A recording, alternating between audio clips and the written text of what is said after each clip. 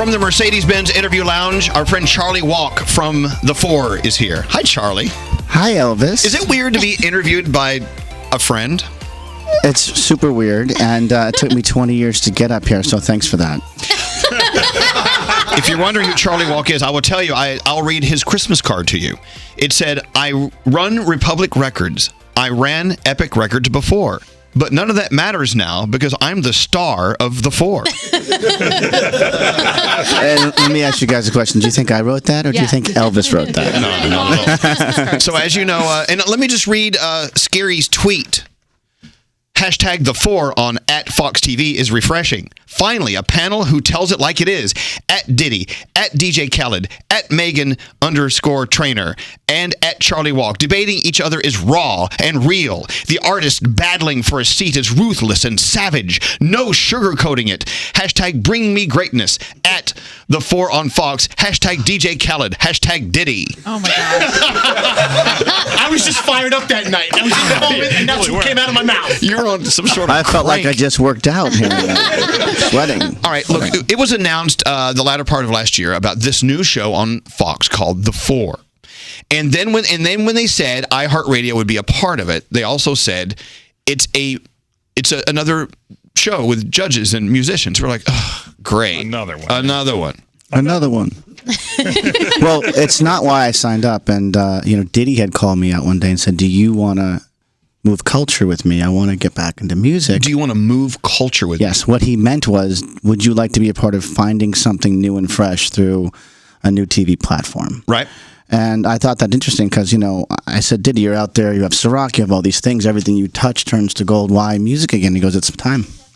And I want to go back and make great and help find great with myself, meaning him, Khaled, Megan, and what I do at Republic Records. And I just found him really passionate about it. And if I could bring my day job to the stage and work with these guys to, number one, figure out a way to find the best talent. Number two, have iHeartRadio as the prize, right? You get treated as the On the Verge artist, which is spectacular, never happened before. And Republic Records gets to put your record out globally. Well, that didn't exist before. So I thought that was interesting, and so did our label, and we decided to get together as a unit. I call it the Core Four, and it's been a fascinating ride so far. It's been, as you can see. Well, let's talk about, before we get into the meat and potatoes of the Four, let's talk about Charlie and what he does. We all know what Khaled does. We know what Diddy does. We know Megan Trainor. But okay, Republic Records right now is without doubt the most successful global music entity. Don't get too excited in the business. If you want proof, Charlie and his incredible family at Republic bring us artists every day. Give me that blue ribbon list. How about right now, real time culture, Post Malone? Mm-hmm. Okay. One of the great new artists, number one streaming artist in the world. Go like the last 3 or 2 years worth. Just do the big ones. Go. There's so many. I mean, The Weeknd. Have you guys heard of The Weeknd? Yeah. You've played them on all the iHeart stations. Taylor is someone we get to promote on a daily basis. I think the last time I was up here was with Taylor Swift. Ariana Grande, you guys were so... iHeart was a big part of breaking her back in the day when we launched a song called The Way, and we've seen her journey, which has been fantastic. Just give me the list and stop with all the other stuff. The list. Give me the names. I mean, Camila right now. Camila is not our artist, but she's our friend. Oh, okay. But we love Camila. She's a. They don't like Camila Cabello. They don't like her. His house all the She's time. competition. friend. Our roster really spans the universe. We work with Lorde, who is one of the great artists that started, with a song called Royals. Right. I mean, the list goes on. Okay, let me read the list. I'm just educating your listeners. Okay. Republic Records, Republic artists, Ariana Grande. Look at that. Isn't that enough? I mean, we can go deep. Listen, we broke an artist named Haley Steinfeld in the last few years. Okay, Julia Michaels. Julia Michaels is someone we developed as a writer into an artist who's now nominated for Song of the Year with Issues. Nick Jonas. On the Verge. Hold on the Verge, right? And with Issues last year, and now she's up for Best New Artist at the Grammys coming here in a few weeks. So it goes on and on and on. It goes on and on. We also work with artists like DNCE, which we put together. Nick Jonas, Demi Lovato. Fall Out Boy with Island and David Massey. Is the Thank Florida you. Georgia line yours as well, Charlie? They were signed through Republic, and we work closely with them. We help them with all their singles. Okay, I've made my point. Republic Records, Charlie Walk, his incredible team, huge artists that move us every day. Okay? What like you've been doing this a long time. Yes. What is it that sparks your interest at this point where you say that person or that group has it? I think for all of us, even for everyone in this room, when you know a star when they walk in the room, I call it the 30-second rule. Stars are born, not made. If you look at the biggest stars in the world, they all knew, if you ask their mom and dads what was happening at 2 or 3 or 4 or 5, the Justin Timberlakes of the world, even the Haleys, if you ask your mom, they just come out differently. It's when we identify them at what process they are in their career, whether they're on television, acting, singing, performing in their living room for their families on the holidays. They all have that same secret sort of special sauce every single time. And I always do say, and I say it in the show, stars are born, not made. So we can look on stage when someone walks on that particular stage and get a sense really early on. If it takes a couple different performances, there's a very good chance that if it's not going to touch me, it's not going to touch the people. Let's talk about a star, Julia Michaels. Someone, you arguably you discovered her. I mean, I'm sure there were several people in the mix, but without you and Republic Records and your push, Julia Michaels may still just be writing or whatever. She's a superstar, though. Well, what is it about her that made you go, good God, here's one right here? We were in LA in a studio, and we were actually making Haley Steinfeld music. And I heard some of those demos, and the demos was this magical voice. And I said, who is that voice? And it felt like the voice was also someone that wrote those lyrics.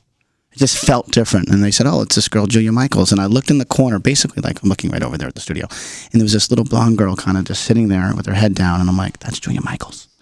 And I went up to her and I said, Julia, I'm Charlie Walk. These songs are incredible. You're an artist. And she goes, I'm not an artist. I'm a writer. And I'll go, no, you're an artist. And we got in a fight about it the first time I met her. We got in almost a fist fight. And it went on for about a year. Until one day, I went to our chairman, Monty Lipman. I go, Monty, I need to convince this girl to be the artist that I know she is. And he said, you know what? You should take her, fly her to New York, and have her go see the Carole King play Beautiful. Oh, wow. Okay, this is a real talk. Hashtag real talk. And so we take her to the show. It was myself and her manager and Wendy Goldstein, who does A&R for us, and Julia. And we sit in like the third row. And as we're watching this show, I can see and feel the natural transformation of Julia Michaels. Watching this actress playing Carole King, who was a writer, turning into an artist.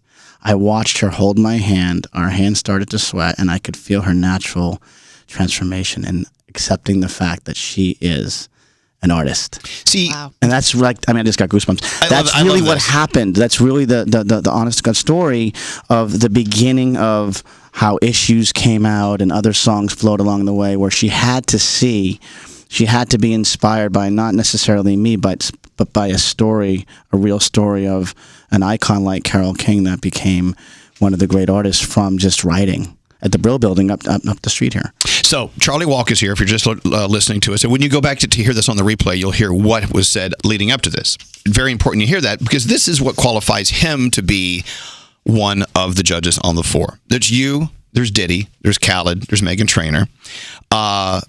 Whose opinion is better, yours or Diddy's? It's a great question. Very different opinions. But whose is better? I think mine is. Yours is. Of course You know what I say. I do this for a living, day and night. I am in the music business. I'm not selling anything else but famous, right? I sell famous for a living. So my focus when we're up there on that stage and looking at the talent is clear. I'm looking for the difference between good and great, and nothing gets in the way of that. So if you've watched episode 1 and if you watch episode 2 this Thursday night at Fox, you'll see that I'm the one I'm staying on brand for who I am and what I do, and nothing gets in the way of that. I know, but in episode 1 of the 4, I mean, it was raw, and that was real. I mean, Yes. You guys actually bickered over opinions of whether artists had it or not. Do you know why? The stakes are really high. Think about this, okay? If you let someone challenge, okay, the audience actually decides who ends up on the 4, not us. the audience that has a little bit of a Jerry Springer quality, you could end up with the Gong Show up there. I have to protect the brand because we, iHeart, Republic, and our panel have to work with this act, this artist, once the show ends. Right. I don't want to work with slop. I don't know how to break slop. I don't know how to break good. So I'm really hard on it. And it's not that I'm mean. I'm honest and truthful because the biggest stars in the world all have that same quality. And I'm just trying to stay on that quality control branded situation to make sure slop doesn't get out on that stage, and we have to work with it because you don't want to play slop either. And Go ahead. the What? great thing about this show is that with other music shows, if you're somebody who watches it and you get really invested in the contestants and you vote and vote and vote, a lot of times, even if they win, we don't hear from them Right. again. And so you get all of this emotional investment into them and then it's Yeah. gone. The great thing with the four is that we know we're going to hear this artist because we're going to hear them on iHeartRadio, and we know that they're going to be repped by you. So it's worth getting emotionally invested And you in. know what else? Don't forget, you're going to see, first of all, Diddy I've known for 20 years, Khaled for 10 years, Megan since she started. We really are friends, and we wouldn't have done it if we weren't. We didn't do this for money, the deals you read in other situations. This was a call, a cell phone call, a text, conversations, going to Diddy's house and laying out the plan. Yes, you're going to see us bicker or argue or disagree on stage, but at the end of the day, we are the core four. We have one goal of taking the artist that wins and making them a really big star. And when the show does end after the finale at episode 6, we will be in Miami at Khaled studio or Diddy's studio or Republic Studios in LA together because that's our promise, right? Our promise is to get together when the show ends and really follow that journey, and then we have to hand it over to iHeartRadio. iHeartRadio plays hits, stars and smashes here. No slop. No slop. No slop allowed. Slop. And so there's a real consistency to this. Yeah. When the show ends, our work begins in making sure the music's great. And I think that is, you're right, the difference of what we've seen before and a commitment to making sure that something happens on a large scale here. I'm going to give you some music. I want to hear your honest opinion about that in a second. And keep in mind, there's a difference between a musician and an artist. And I got to keep in mind, you turn on the radio, you listen to iHeart and listen to the songs that you love. That person singing that, those people who wrote that are artists. It's the same as going to a gallery, an art gallery or a museum, and you see a Van Gogh or a whoever. You see a piece of art on that wall that moves you. Music is the same thing. And once you realize that, once you understand there's no difference between a great painter and a great singer, they're artists. Yep. That's what changes everything. I'm going to play you a great artist. Greg T. Can you turn on his microphone? Now, where were you when you recorded this? So, some time ago, Elvis, I was that great painter, and I had these No. Listen, we got to get to the point here. feelings. I put them out on paper. I wrote Yeah. my own lyrics. Now, and this is a girl you were in love with, Yeah. but the sheriff had a restraining order against you seeing her. The This is a father, true yeah. story. Yeah. The father went to the sheriff to get a restraining order to keep him away from his daughter. Right. And so I was in this band called A Band Caught in the Sun. It was Okay. it was me and Matt Weinberg and Mike Frattinelli. Who've all gone on to be huge stars. Yeah. That's right. And I was the singer and songwriter of the group, and we used to play at our local parties. Like if our parents weren't home, Yeah. we would set up in the garage. Exactly. Like, It's the typical story. It's like Nirvana. He is the Kurt well, Cobain at the of New same Jersey. time, we were breaking in at the same time Nirvana Okay. and Pearl Jam were All right, coming all right. out. And so because of Pearl Jam's success, they didn't make it. And Now, Metallica's Black Album. That was great. But before you play it, I wanted to say on the show, I say, we're not a singing competition. We're an artist competition. Exactly. Some of the biggest stars in the world aren't the greatest singers, are they? No. No. So I always felt that this way. may be interesting. This may be Charlie, interesting. I'm my excited. words were always stronger than my voice was. Yeah. Oh, good. I want And you to remember that. Just as you took Julia Michaels to the Carole King story, Beautiful. for her to understand she was an artist, we took Greg T to Broadway as well. We took him to the SpongeBob SquarePants show.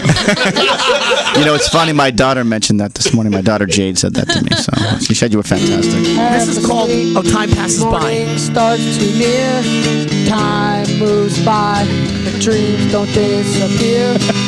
In the dark to the light, together we'll stand, as time is in our sight. Time passes by, all over good and bad. Time passes by, we're happy and Do you hear it? sad.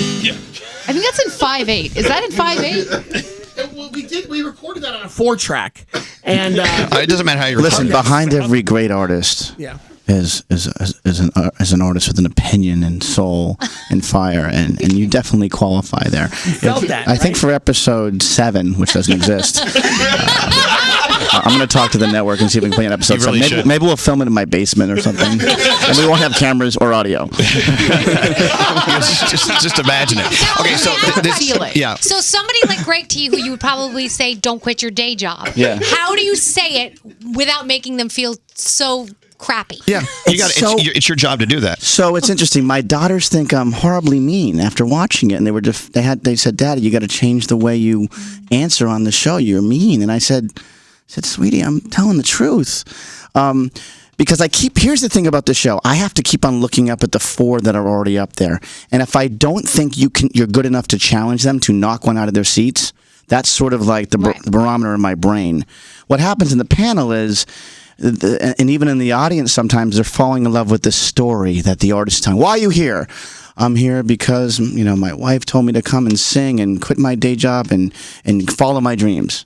Well, I don't care about that, because if you suck and you're not good enough, I can't have you up there because I end up having to deal with you, and iHeartRadio ends up having to play you. You get that, right? And so I keep on repeating in my brain in the dressing room and on the way in the trailer on the golf cart to the set. I repeat that over and over again because the panel around you sometimes will lose the plot. Right. And I have to play get who I am. emotionally No, involved. I have to play. Someone said to me, "Charlie, what character are you playing on the show? Are you the villain? Are you the Simon Cowell?" I go, "No, I'm playing me." Yeah. Right. You got to be. That's why Simon Cowell was hated when American Idol originally came out, but he was the only one who told the truth. Yeah. Yeah. And But I'm not, but it's funny. You've known me. You all have known me since I was a puppy, and I'm not mean. I'm real. So I'm not trying to be mean or difficult. I'm just trying to keep the trains on track so we end up with the result we promised the audience. And there you have it. This is why you should be watching The 4. And of course, will I be on the show? No, or- you're going to be on a show called Yeah. The Zero. no, I'm kidding. I love you. No, you got to watch The 4. But keep in mind what you've heard today. It will totally change the way you look at it. Of course, episode 2 is on Thursday on Fox. night. 8 p.m. Yeah, and Froggy wanted to say something. Can you turn Froggy up? He's so low. What's up, Frog?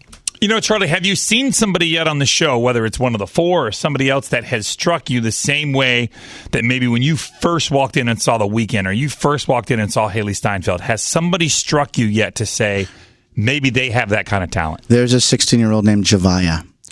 I saw her on the first who episode. is so confident and went on episode 1 and knocked us all out.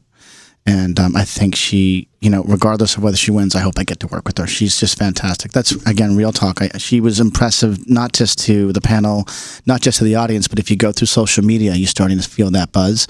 Great artists do it. They cut through. They just do that. They cut through to not just me being the quote-unquote expert, but to your audience, to the people that really matter and make the decision whether they like something or not. So this isn't anything you're doing. This is something they're doing. You're just recognizing that and giving them a platform to say, hey, world, look at this. I think our job is to be smart people behind the talent. Our job is to give them the lift off. That's what I do. That's what Republic does. That's what iHeart does. I think we all collectively identify talent and then give them the opportunity to make a difference in the world. And as long as you stay on brand with that, you end up with the biggest stars. And that's what we're trying to do. On Fox Thursday night, it's The 4. Episode 2 is coming on Thursday. You can go back and watch episode 1, I'm sure, if you go to Fox Online. Oh, you can download the Fox app on your your device, Android or iPhone, and I'm going to do it right now. We can actually go watch it right now and learn. Sorry, I can't take a break. I'm too busy downloading. I love you, Charlie. Love you too. Thank you guys for having me. It's been. Let's do this again for the finals and actually do something cool to have everyone come up. Whatever you want. Thank you. We're here. We'll be Bye. back after this.